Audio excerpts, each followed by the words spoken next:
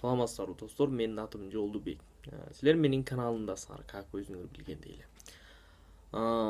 Бүгүн азыр видеону мен Ысык көл облусунун Бостери айылында тартып атам. Бул жакта мен иштеп атам, как өзүңөр билгендей эле. Или сезгендей эле. Эмнени айтабыз, бир сөз менен айтканда очень көп история болду, жаңылык болду и өзгөрүүлөр болду.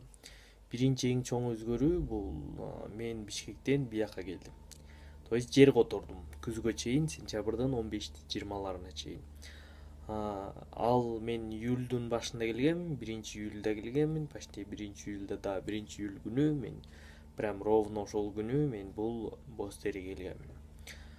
Келишимдин историясы мындай. Мен бир адам баягы Сахарный вата долгко 15 000 сом алганмын. Сахарный вата сатып алайын деп Сахарный вата сатып алдым. Сатып алсам анын иштебей койду. Площадьтан эч ким электричество бербей койду. Ошентип бир бул көлдө иштеген байкеге чалдым. Вот ушу Сахарный ватанын көлгө барып иштетейин десем, ой жок, бияктан болбойт. Анын мелочный работа, там денег не заработаешь деген сыяктуу кылып ал айтып, ал совет берди бир сөз менен айтканда. Ал либо там Сахарный ватаңдан апаратын сатып дагы мага колуңан келсе сатып, болбосо иштет. Эгерде эртерээк айтканыңда ошол 15 000ге менин моундай классный идеялар бар болчу, сен бияктан укмуш акчаны көрөмөксүң дегенден ойлоп сатып ийгенден кийин ал адам айтты бассейн деп. Ну, бассейн как вариант катары көрүп көр деди. Ал бассейнди алып ичине балыктарды салып көлгө келип иштетейин деп тигиге чалсам, тиги байке айтты, жок, көлгө эмес, аны сен Бишкекке иштет деди. Мен Бишкекке иштетким ачыгын айтканда келген жок. Көлгө келгим келип туруп алдым, эмнегедир билбейм. Анан бул жактан Аквамарин деген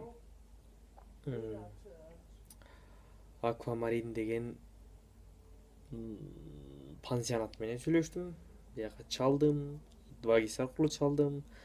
Ага чалсам, все хорошо, хоп, келе бер деди, баары сонун деди. Келсем, оказалось, что Аквамарин 2GISте бөлөк жерде, ал эми реальностьте бөлөк жерде экен. Ал вообще эле Аквамарин не пансионат, а кичинекей коттедж экен, который 60-тан ашык киши үйлөп аткан. Кичинекей үйлөрү бар, пансионат экен. Пансионат дегенге болбой калат экен, ал коттедж эле. Анан эмне кылыш керек? Другого выхода калбай калды. Эң выход только Золотые Пескиге барыш керек болуп калды. Золотые Пескинин коммерческий директоруна кирдим. Андан мурун, коммерческий директорге кирерден мурун мага эмне деген сөздөрдү айтканын билесиңерби? Ой, ал Золотые Пескиде местанын баарын элдер сатып алган. Аякта деген арендный плата кымбат. 35 000ден 100 000ге чейин барат. Ал акчаны чыгара албайсың дей берчү да. Анан мен почему нет, почему не попробовать? Хоть барайын, пускай кубалап чыксын кабинетинен да. Бирок барайын дедим. Барып коммерческий директорге кирсем, давай кел иште, биринчи иштеп көр, если у тебя получится, там акча тапсаң, тогда заплати за аренду. А если у тебя не получится, там болбой калса, ты можешь как бы там арендный платаны төлөбөй деле койсоң болот, кетип калсаң болот деген айтты да. Бардым, бассейнди койдум, ичине жанагы балдар любой паркта бар го, бассейнчик кичинекей, ичинде балыктар бар. Ойнотойн дедим, ровно 1 неделя турдум. Знаете, мен канча сомдон таптым 1 неделяда? Эң сонун тапканым менин болгону 150 сом болду. 150 сом. 1 неделяда элестеткиле, 1 неделя турдум, 150 сом таптым. Жанымдагылар күнүнө эмес саатына 150 сом табачак. Кичинекей тырнактай бала, 8-класс, 7-класс, 5-6 класстын балдары бир зонтикти 1 саатка 150 сомго берип табачак. А мен ошол 150 сомду бир жумада таптым. Не кылышты, вообще билбей калдым. Ачыгын айтсам, от души айтып атам, ыйладым. Обидно болду. Неге видеого тарткан жокмун? Без понятия. Мен өзүм түшүнбөймүн неге тартканын. Хотя телефон баардыгы бар болчу. Анан не кылсам деп отуруп анан а а, не кылсам деп анан шаарга кетейин дедим. Уже бир неделя болду. И так турдум, шаарга кетейин деп атып, анан элестеткиле ошо бир неделя бою мен көчөдө жаттым. Көчөдө жаттым, тапчанда жаттым, бактын түбүндө жаттым, потому что үй жок, жашаганга жер жок. А, Пляжда жаттым, тамак жок, тамак жок. Тамак жеген жокмун почти. Ар кайсы жактан тиги тааныш болуп калат, жеп каласың, жебей каласың, суу ичип аласың дегендей бир неделя. Анан андан кийин бардым дагы, анан баягы эмеде Килтеген чоң колесо бар го, Бостерде. Вот именно колесонун бияк каптал жагында такой дорожка бар. И дорожкада баягы эмелер сатуучулар, там сувенири билесиңер, көбү билесиңер, а билбегендер үчүн ошо сувенири мына местечкалар. Ошолорду аралап баратсам менин таанышым Эрсултан деген бала ошол жерде индийский там вещилерди эжесинин точкасында иштейт экен. Эжеси жардам берип кой дептир, анан ошон үчүн ал жардам берип атыптыр. Ага жолугуп калсам, ал кандайсың, эми ага барып алып, ой менде ушундай болбойт деген жокмун. Унчуккан жокмун. Мен эчтеке билгиспей, ой жакшы, сонун, классно деп атсам, ал айтып калды. Как раз алардын жанында мындай вывеска бар экен, Айра тату деген. Анан айтып калды. Вот тату. Ал сурап калды. Жолдубек, сен сүрөт тартканга кандайсың? Жакшы эле, классно десем, тату тартпайсың. Тату кантип тартам? Пляждан көп эле элдин баары тату тартып аткан. Анан бирок без понятия, кызыккан да эмесмин и без понятия болчу кантип тартып атышат. Анан түшүндүрүп берди. Мындай кыласың, мынтесиң тартасың, короче. Вроде колуман келчү иш. Анан эмиш мээмде все время оправдание истей баштады да. Котур. Мен аны тарта албайм десем, мен уже тартканды билем. И так мен кичинекей кезимден там сүрөт тартып ушундайды билем да. Так. Оправдание. Боек жок дедим. Ал айтты, вон хна, мен хна сатам, индийский хналарды. Мен сага подирал бесплатно, то есть подирал берип турам, сен как только заработаешь деньги, можешь отдай. Деди. Дедим. Менде там сүрөттөр жок деди. Ой Жолдубек, компьютери бар, интернетте толтура тату эскиз жаз, толтура бүт барын печать этип чыгара бер, во, тартып эле баса бер деди.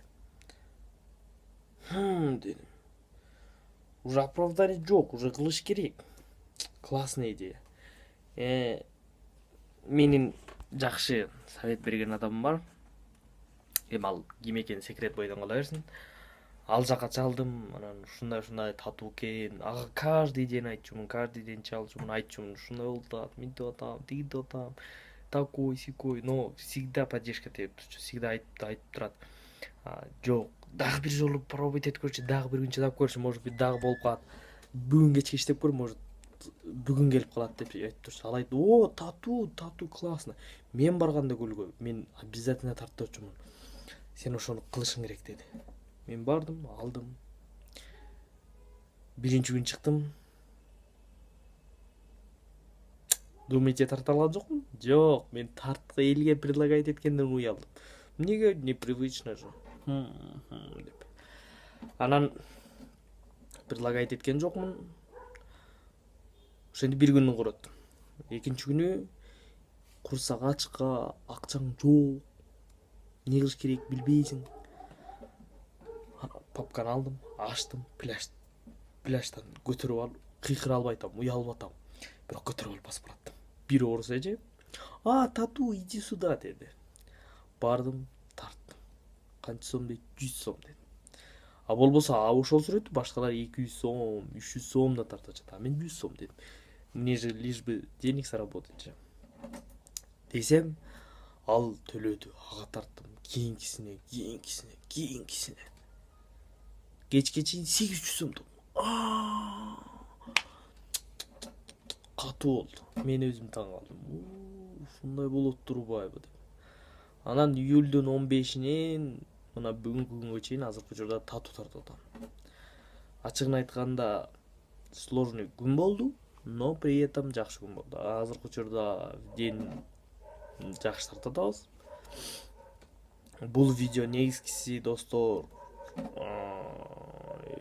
калп эмес, там жасалма эмес дегендейчи. Баардыгы чындык эле. Даже сөздү баснословно кыла бербей, кечке эле мен өзүмдүн татуу эмемди көргөзөйүн. Татуу на неделе деп, мына мынтип, мына көрдүңүзбү, мындай сүрөттөрдү, мына мындай сүрөттөрдү, ушуларды мен мындай кылайын, кечирип болду. Ушу сүрөттөрдү мына тартам. Анан акча тапкандан кийин футболка алат экенсиң, мындай жаткан жер алат экенсиң, квартира алат экенсиң, анан баары жакшы болот экен.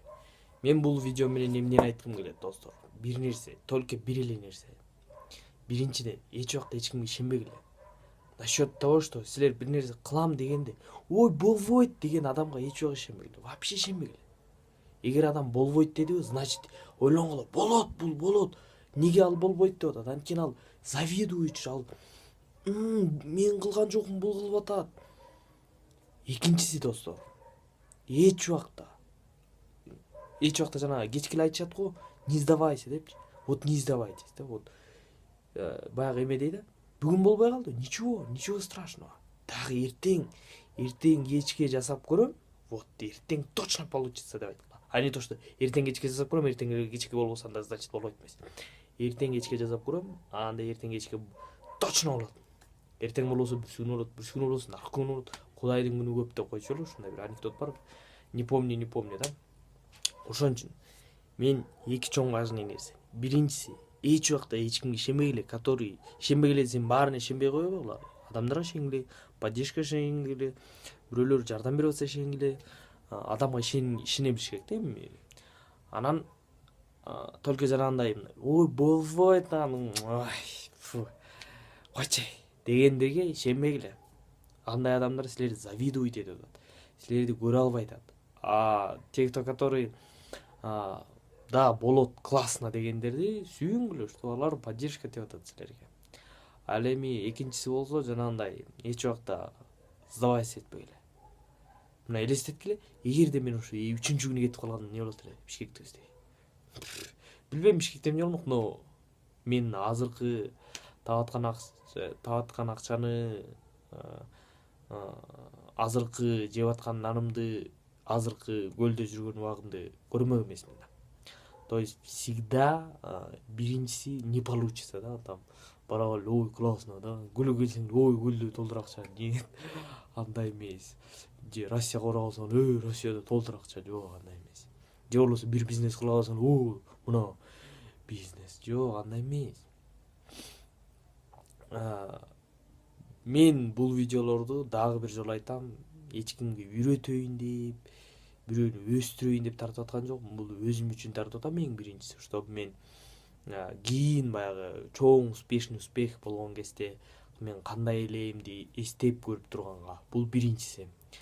Кээ бир айтат, эмнеге сен тегиде публичный чыгарып атасың деп. Анткени башкалар да көрсүн деген, что действительно изменение болор бекен. 1 жыл болобу, 2 жыл болобу, 3 жыл болобу. И башындагы эң биринчи видеода айткандай, от или, короче, кирден, шалтак балтактан деген хандыкка чейин деген сөздөгүдөй да, вот ошого биз жетебиз.